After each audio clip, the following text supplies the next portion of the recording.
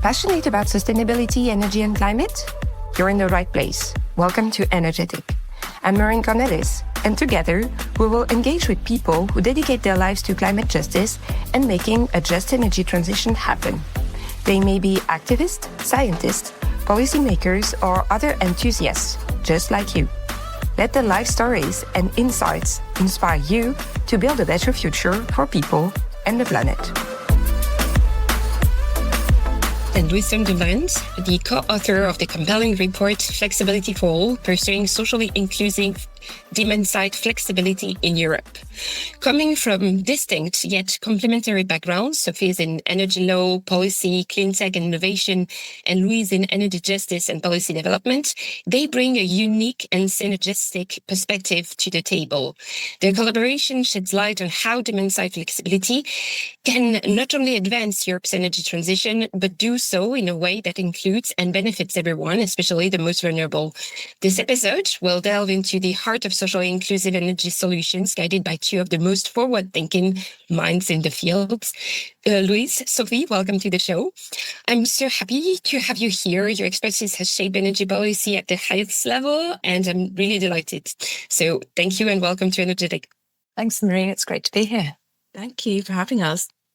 Okay, so in your report called Flexibility for All, Pursuing Socially Inclusive Demand-Side Flexibility in Europe, I'm sure you didn't plan for it to be pronounced by anyone, like in the podcast.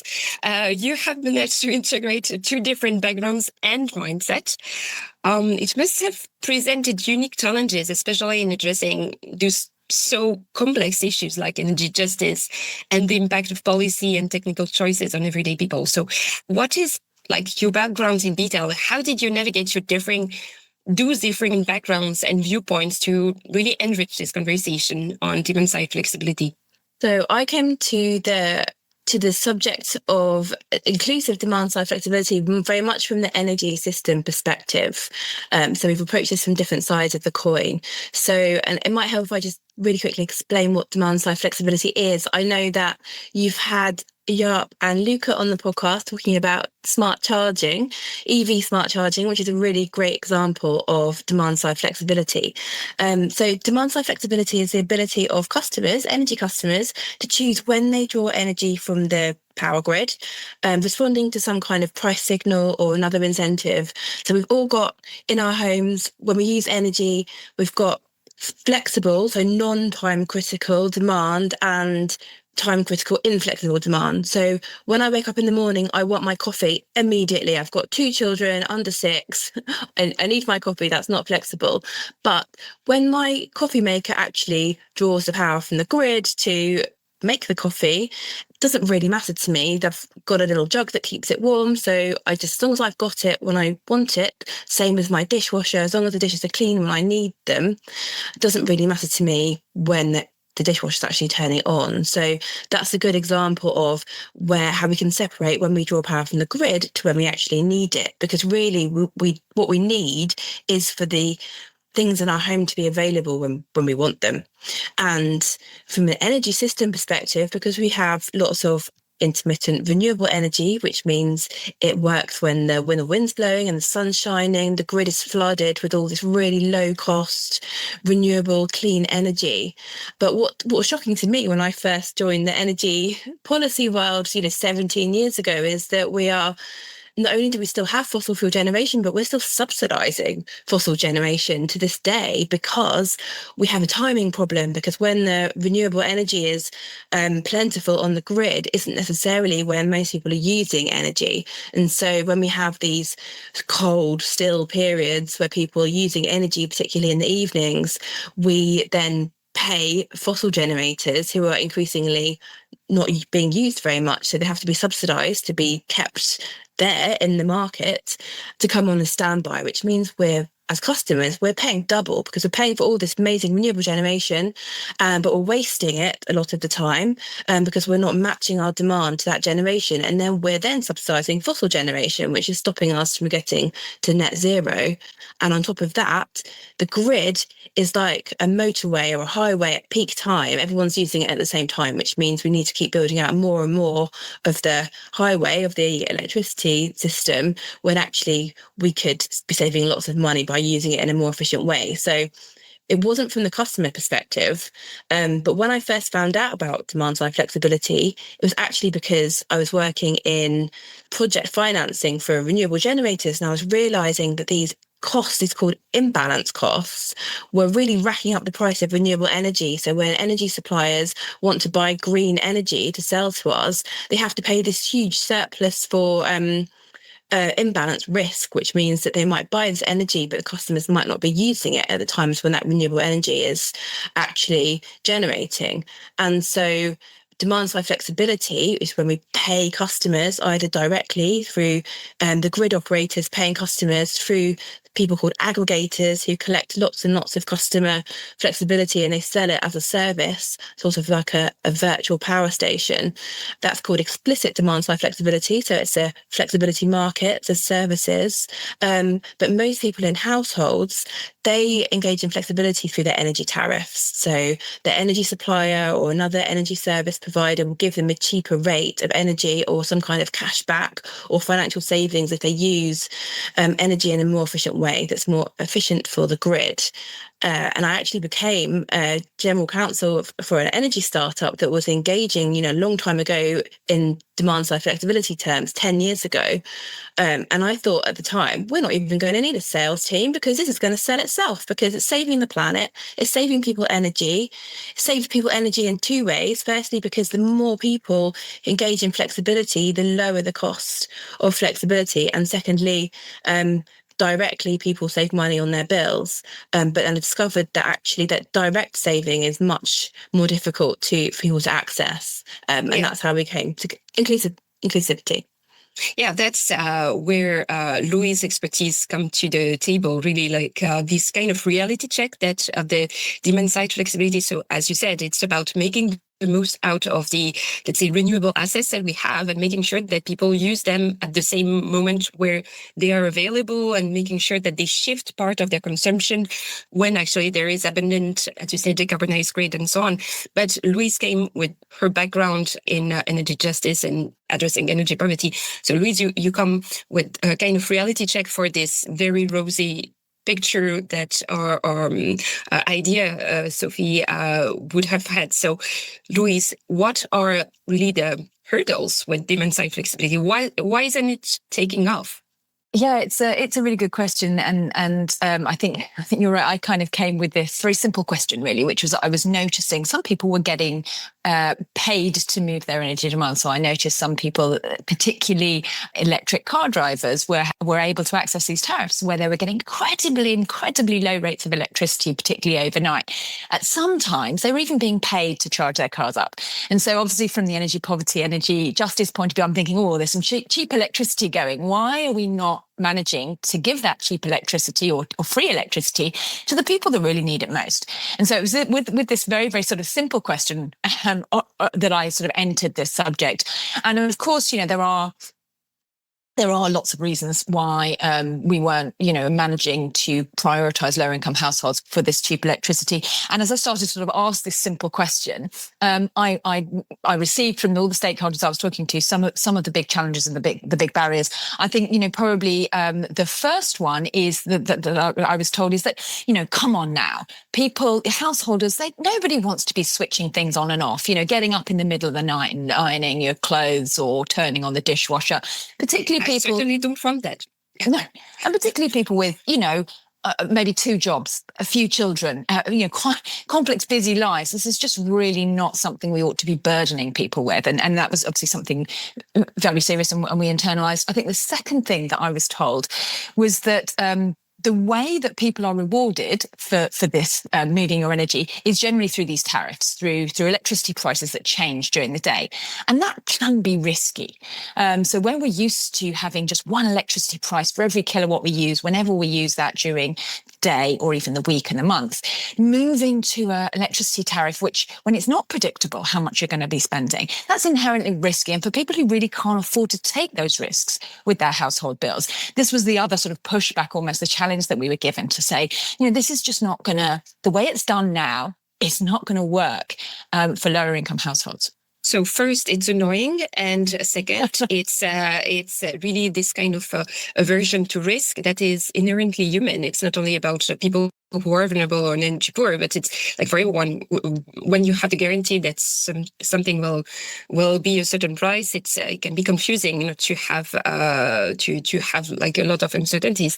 And I know that in many European countries, it's also a question of availability. It's not really available. Those kind of tariffs are not really available, and there are also lots of sometimes bad press about those kind of prices. I mean, I remember a few years ago, back in 2021, there was a huge cold snap in Texas.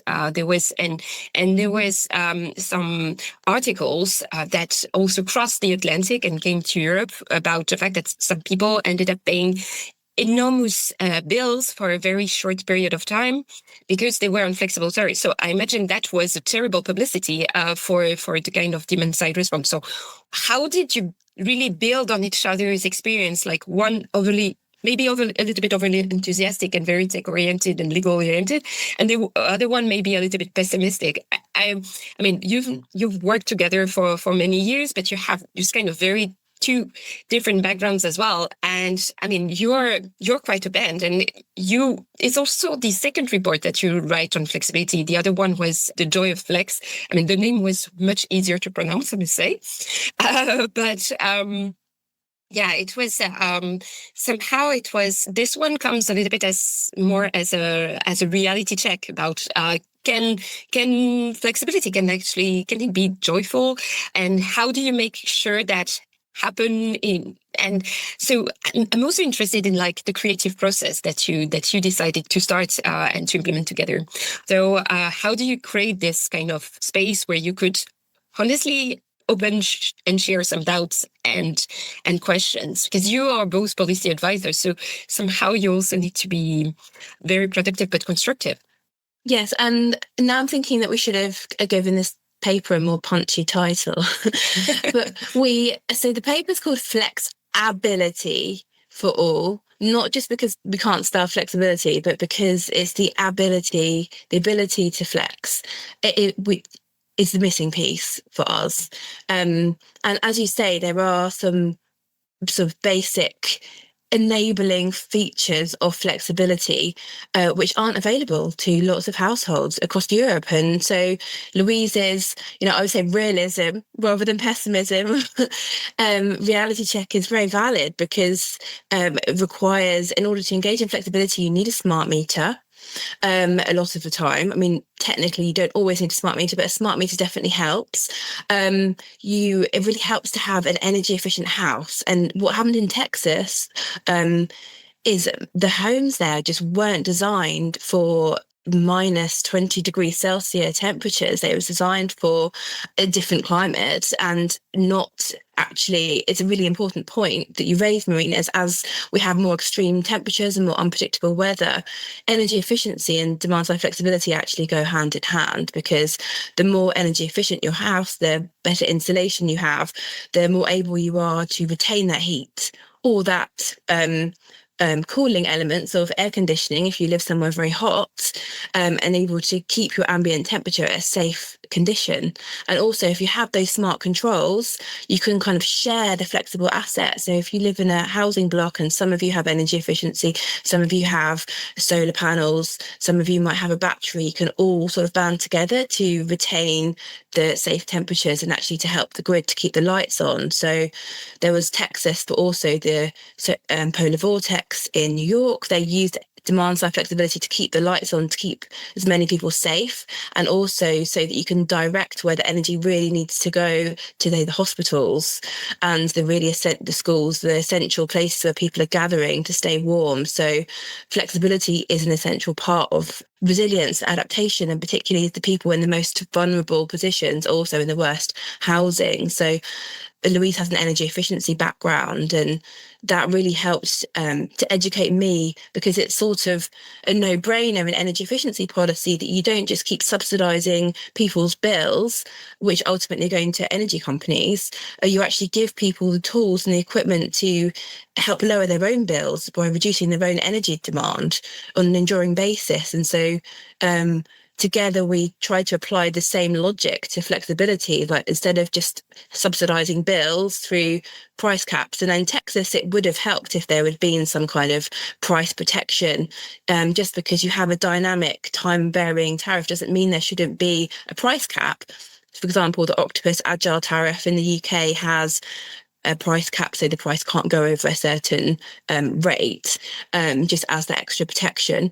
But it doesn't mean there shouldn't be safeguards. There are regulatory policy safeguards that you can have, like something called a circuit breaker, which means that the sort of market stops functioning when prices get to a certain point. If there's an extreme situation like the invasion of Ukraine or a polar vortex or something like that. But this notion of empowering rather than just protecting and enabling people to be part of this future smart energy system and have all the benefits of it was really the core of trying to produce a positive vision.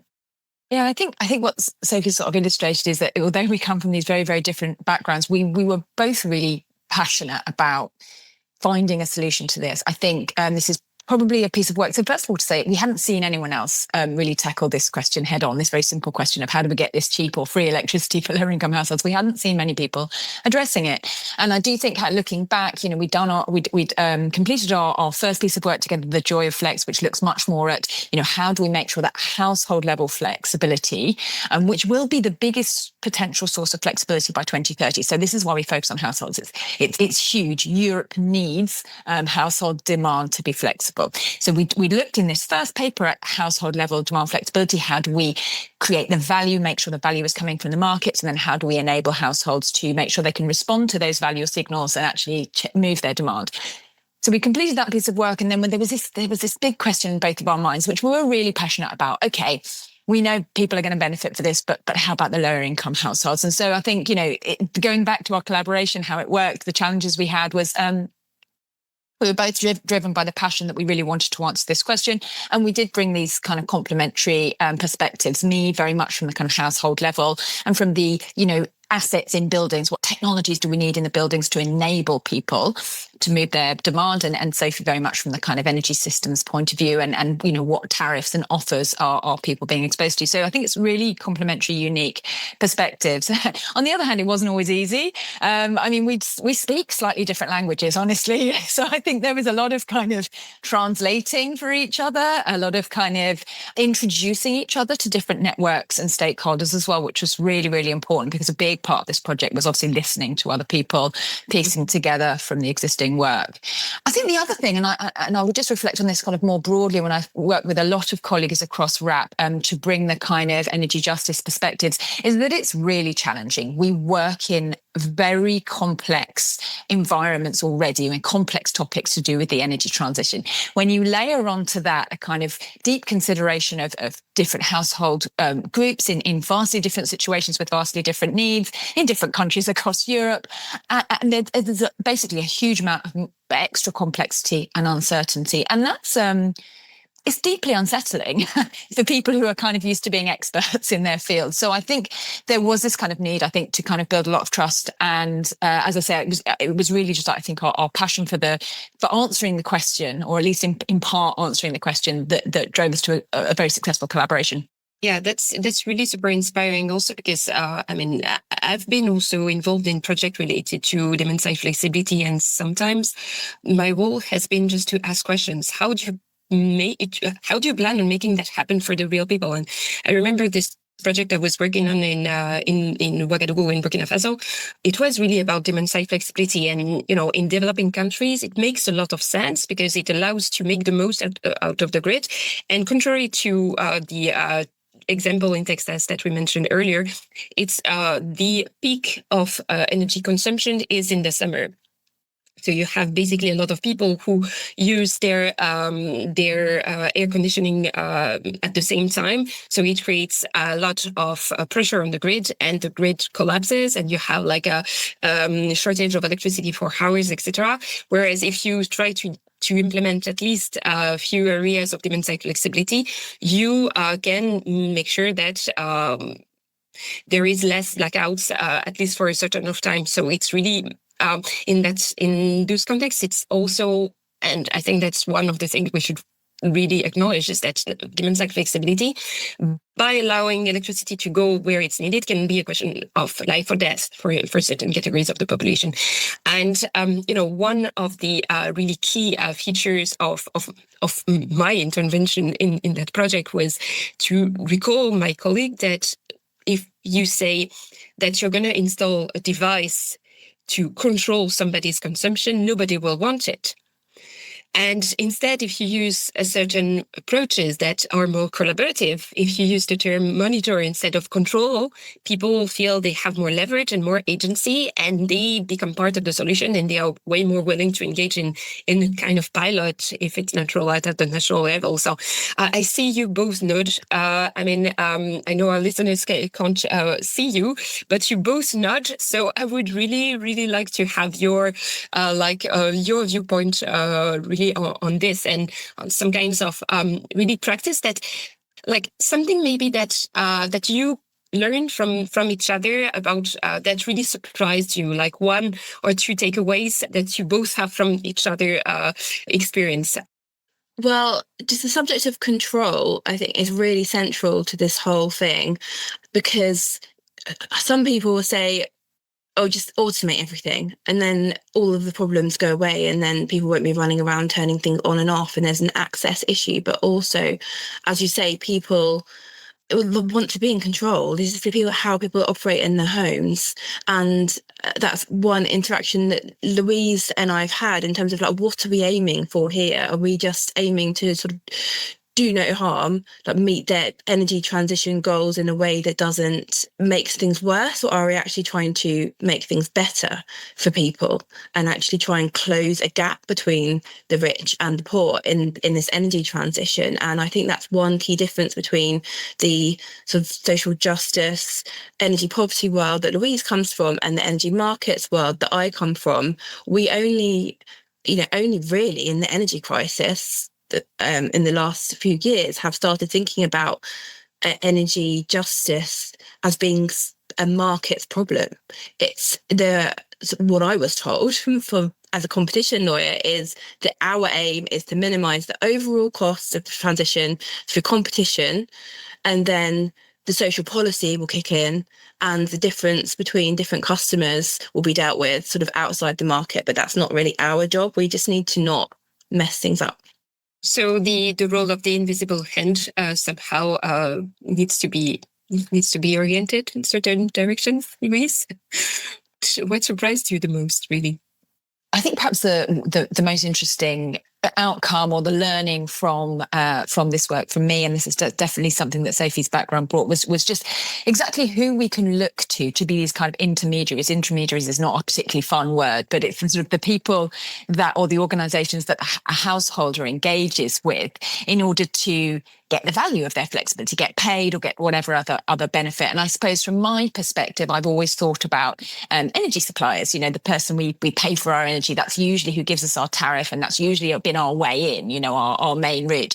And I think what Sophie really did and challenged me to do was to think broader than that, to think, actually the energy suppliers are, of course, a really, really essential, important stakeholder, but then they're not the only gatekeeper. We have lots of different organizations now entering into this world, and they are, innovative organizations. They are perhaps, going back to your point about kind of the trust and the way that we communicate, they're perhaps more trusted organizations than the ones that have different ways of communicating with individual householders. Just to give one example of kind of what I mean by that, there's an organization that started in Ireland, is spreading now, called Energy Cloud. And they have what I sort of see as maybe the most simple sort of model of illustrating the power of flexibility to reduce energy poverty. And they basically noticed that there was a lot of wind blowing at night in Ireland. And because there wasn't much demand for electricity at night, a lot of that wind was being curtailed. It was being kind of shut off and wasted. This is crazy. This doesn't make any sense. Not only is that then, making the investment model in wind not look so good because some of your potential is not being realised, but also we've got lots of electricity that we could be sending to people who need it. So whilst noticing that, on the other side, they also noticed that actually there are a lot of existing electricity storage devices in homes in the form of water tanks in homes that have electric heating coils in them. So they noticed there were tens of thousands of these in Ireland. And if they could link up this electricity that's going free at night with heating up the water tanks of these households, then people could have free hot water. And so they set up a model to do this for social housing tenants. And I think it's just such an interesting, very simple to understand model of how we can take the power of something that is very, very cheap, otherwise maybe wasted, and give it to lower income households. But it's interesting that this was a different type of model of organisation, which I think goes back to the point that Sophie taught me, which is, we do have many different innovative entrants now that we need to be kind of engaging with and listening to. Yeah, and some have names that I'm sure a lot of our listeners have never heard about, like aggregators. I mean, maybe you have other names, but that's the first one that comes to my mind. And that's a whole new and different ecosystem somehow that kind of makes little sense for somebody who's just trying to switch their light on and off to experience their daily activities and who just wants to stay warm or cool or store their food or take a warm shower. Or so it's really an additional layer of complexity, those actors. And it's for me, it also feels that they have some form of responsibility that we of all that remains very, very somehow very vague. And your paper comes at a point where we actually need to kind of orient it a little bit, their role and their responsibility towards everyday people. I don't like to say households because there are so many different type of households there. So it's really about trying to understand what their relationship with the everyday people will be, and also, let's say, mom and pop shop and any kind of stakeholder at the end of the day who used not to think about electricity and now has to somehow be a little bit more proactive if they don't want to. So what would be their role, and how could the system be shaped in a way? I mean, I'm talking about like policymakers, industry leaders, communities, like including energy communities. That's also a stakeholder that didn't exist so many years ago. So what kind of role and responsibility do they have towards fostering demand-side responsibility, do you think?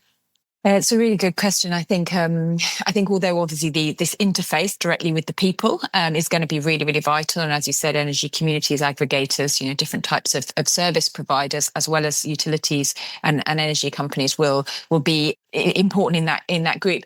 It will take, I think, a broader stakeholder group. So obviously those organisations as being the interface will have huge responsibilities and have a real need, I think, to build a trusted relationship. And that's the really important part. I think regulation will be absolutely kind of necessary to put the guardrails around what people are able to be offered, because I think you're right, what you said earlier about kind of, people don't really want to feel they have the control taken away from them. On the other hand, we can't all be energy market experts. Not all of us want to be, tracking spot prices and modulating our home to follow, I don't think everyone wants to be doing that. And I think it's completely unrealistic to think they can. So I think there is going to need to be a level of service provision that does all that for us, that takes, our knowledge of our energy use and kind of adapts it within kind of reasonable parameters. And those reasonable parameters, I think, are the things we need to really work hard on. So if I'm going to give over to you a level of control of my energy use, or the energy uses that I feel are flexible, then I want to be able to put reasonable parameters around, what I need back. I need the, 18, 19 to 21 degrees in my home that I want. I don't want to be hotter than that or colder than that. I want my coffee, as Sophie explained, to be ready at 7:30 in the morning. These are the things I want. And actually how you create that for me, I'm not too bothered. So I do think regulation will be needed. And unfortunately, I think regulation is always a step behind innovation, isn't it? So I think when regulation will be needed to kind of make sure that people are offered these parameters that are not reasonable, that don't kind of fulfill their needs and obviously maintain health and well-being. So, but I think beyond that kind of first level of the interface with the household, there's a lot of other stakeholders that will need to be engaged. I think we found three key points in our paper, 3 key elements that need to be worked on. One is the ability. So it's the assets, it's the technologies, it's the insulation of your home, it's the smart controls, the things that make it possible and easy to move large parts of your energy. The second one is these interfaces, these tariffs and services, to make sure that they are user-friendly and we want to engage with them. And then the third one is the kind of policy level, to make sure that our policy signals aren't asking for the wrong kind of flexibility. Because I think, as you've already alluded, there are risks in asking people to move their energy when they haven't been created the ability to do so. I think, as Louise says, it's the needs is the missing piece of the puzzle a lot of the time. And because demand side flexibility has come from industry, talking about factories, we haven't really focused on sort of the personal and the sorts of storytelling that needs to be done there. But when we talk about inclusive flexibility, something can't be inclusive unless it actually meets needs. So it's not just about getting loads of lower income households to sign up to dynamic tariffs or to other types of flexible tariffs that might not have as much price risk. It's also about whether those offers and services and technologies actually meet their energy needs and their lifestyle needs. And, you know, as you say, there's so many different types of households, there's so many different types of people.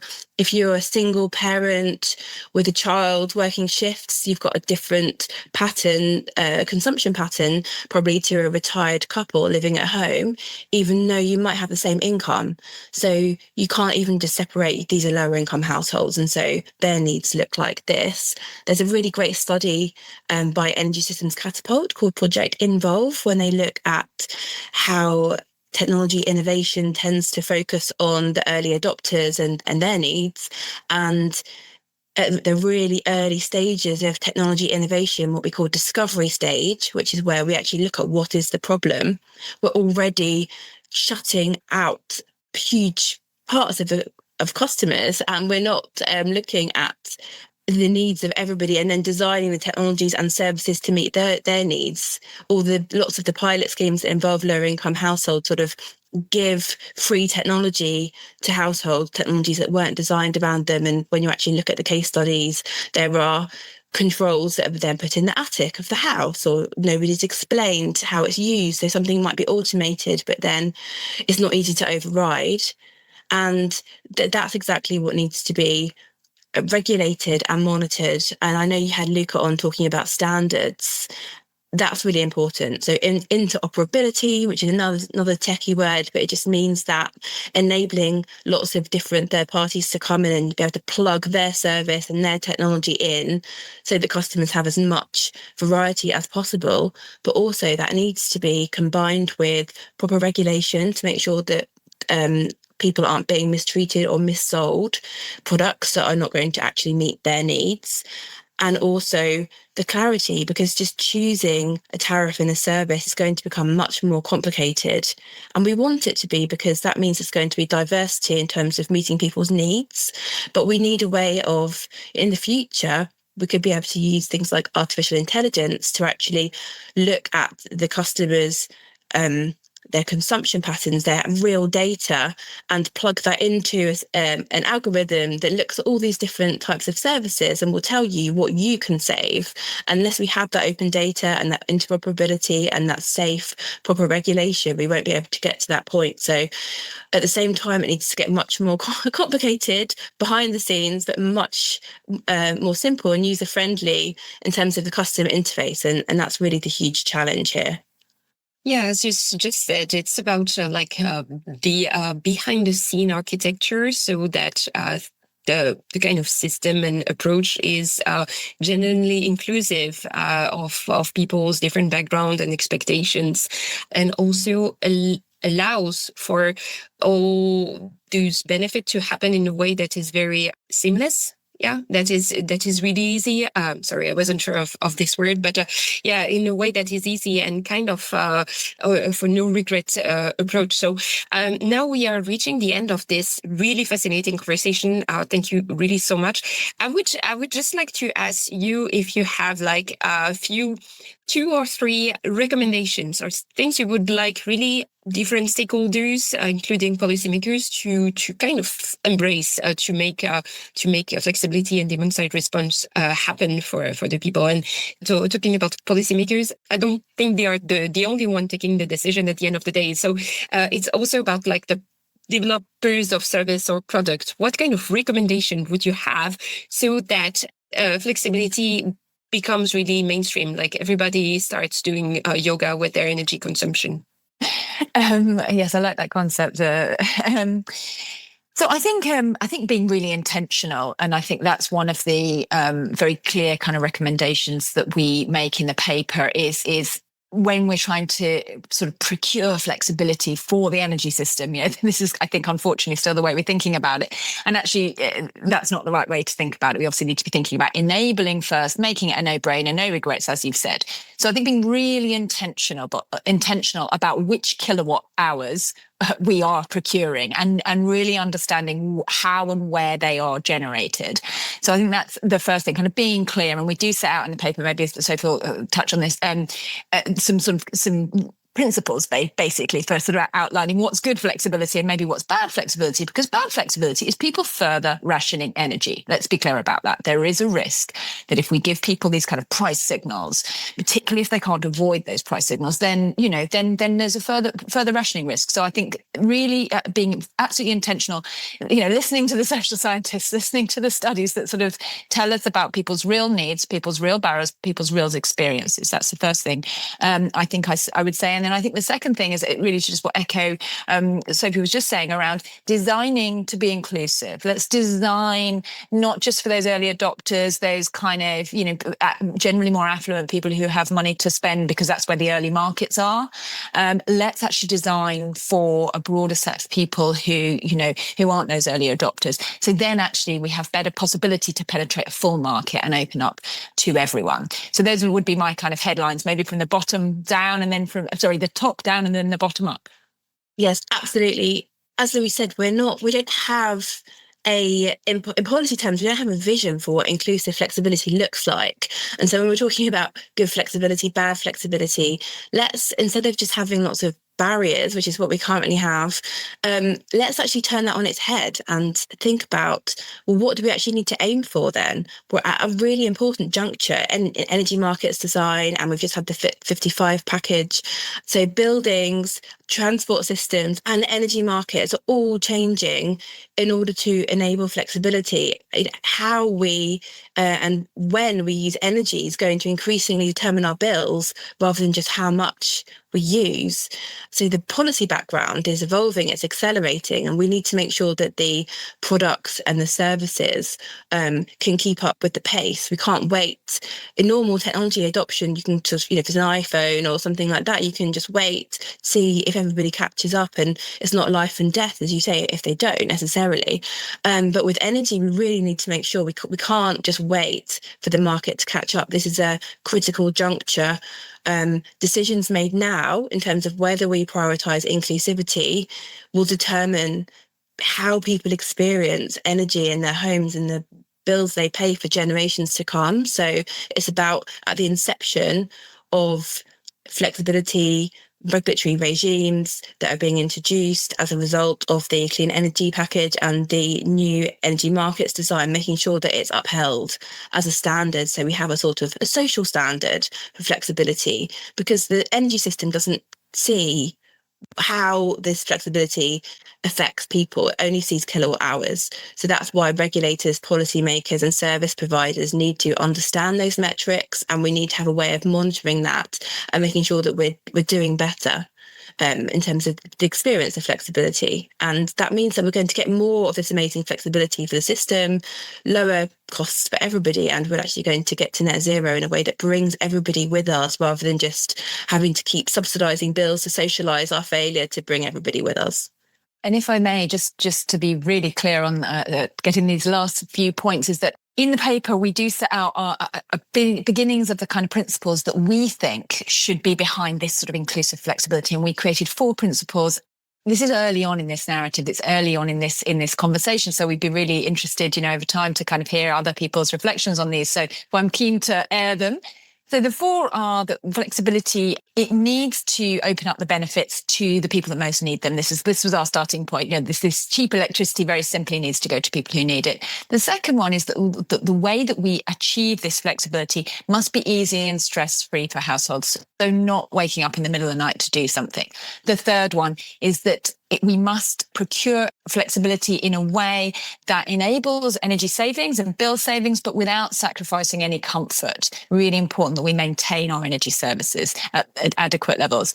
And then the fourth one, which is really important to me actually, is that the flexibility offers work alongside existing social safeguards and bill support. So, for example, if I'm benefiting from a social tariff, which means I get slightly lower electricity prices, but I want to then also offer my flexibility value into the system, I shouldn't have to give up that safeguard of my social tariff. So I think that kind of working alongside packaging good on good to give people the full benefits of the transition, or as many of the benefits of the transition as possible. These are the four principles that we set out, and we're really kind of very interested to get more feedback on that as this conversation develops. Yeah, so to our listeners, please engage with Louise and Sophie on social media. They are really, really active. I mean, I would be really interested in if, for instance, energy communities were already implementing some kind of demand-side flexibility for their, let's say, members, what kind of benefit it could have. Also in terms of revenue, as you said, there is, and recently we had a conversation about flexibility more like at a let's say industrial level, how to deliver flexibility at a more like professional level. And that was really interesting because there is this dimension of financing and value, which is always like the one of the, let's say, biggest elephant in the room. Like the money needs to go where it benefits the most and not only makes the people's richest. And that's the principle of energy justice and climate justice in general. So this podcast is really definitely about these topics. But Louise and Sophie, thank you so much. I give you 30 seconds each if you want to add one more thing. Yeah, so for me, it's all about the combinations, the bringing together of different things. And you've mentioned energy communities, and that's a really good example because you've sort of already overcome the aggregation hurdle there. And you already have that social cohesion and that trust element. So in a way, energy communities are already one step ahead. What we want to do is enable everybody to have that. And so as Louise mentioned, we've got these four principles of inclusive flexibility, and then we've got these three key steps that Louise went through. And the last one is a retail runway to flex. So, the social protection, sort of making sure that we can blend that with retail markets that Louise talked about is one of those things. But you can also include different types of assets together so that we can have batteries plus solar, and also energy efficiency, because we are already in a program of upgrading buildings with energy efficiency. And energy efficiency is the original flexible asset. If you've got an energy efficient home, you're already more able to act in a flexible way than other homes. And so thinking creatively about how we can bring different stakeholders together that wouldn't otherwise know that their goals are actually aligned, and so that we can combine those offers and services and choice in a way that's more coordinated, which means bridging the gap between the building sector, the transport sector, and the energy market sector, which often operate in silos at a policy level. Louise, your 30 seconds. I think if I could echo one thing, I think it's just this real need for the flipping in mindset, so that we are approaching all of our work. I would go as far as to say in the energy transition to think first about the needs of lower income households and addressing these structural inequalities that we know are there, which lead to people not managing to access energy, not managing to afford their energy. And that means through our subsidy programs, through our policies, through our innovations, let's start always with the lower income households. And we cannot underestimate how much of a mindset shift that is, because too often we are still looking at, supporting the top of the market first to grow the market, and then eventually everyone else will benefit. I think we can take one thing in a way that's really transferable. It is that point. Thank you so much, Louise, Sunderland, and Sophie Yule-Bennett. It's been so interesting and so fascinating. I'm looking forward to continuing the conversation with your next report on how that translates into reality, maybe in a couple of years.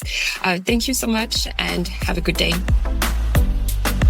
Thank you for tuning in to another episode of Energetic. It's been a pleasure diving deep into the world of sustainability and the just energy transition with some of the most forward-thinking mouths out there. I'm Maureen Cornelis, your host from policy consultancy Next Energy Consumer, and it's been an incredible journey growing this podcast together with you, our knowledgeable and passionate listeners. Since 2021, we've shared countless stories, insights, and ideas over more than 40 episodes, and it's all thanks to your support and enthusiasm.